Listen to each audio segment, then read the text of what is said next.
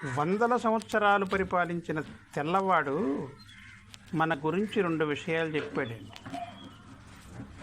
వాడికి మనం అర్థమైపోయాం, వాడు మనకు అర్థం కాల. అయ్యా, ఈ జాతి డబ్బుకు కకృతి పడేది అని చెప్పేశాడు ఒక మాట. రెండో మాట, వీళ్ళని ఎవ్వరూ నాశనం చేయనక్కర్లేదు,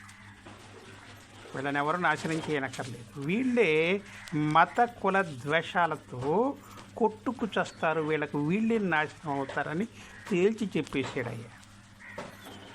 వాడు వందల సంవత్సరాలు పీడిస్తూ హింసిస్తూ రకరకాలుగా మరి బాధలు పెడుతూ దేశాన్ని దోసుకుంటుంటే ఉద్యమించారు, తప్పులేదు. మరి ఈడు ఇలా నీచమైన పలుకులు పలికాడు కదా మన జాతి గురించి. సిగ్గు లేదా?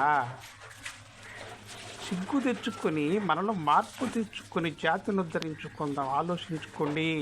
సిగ్గుపడండి అయ్యా. కాస్త తినేది అన్నం నోటికి కాస్త చీము నెత్తురుండాలా మనిషిలో. ఆలోచించుకోండి, సిగ్గుపడండి. వాడిలా కూసిల్లాడు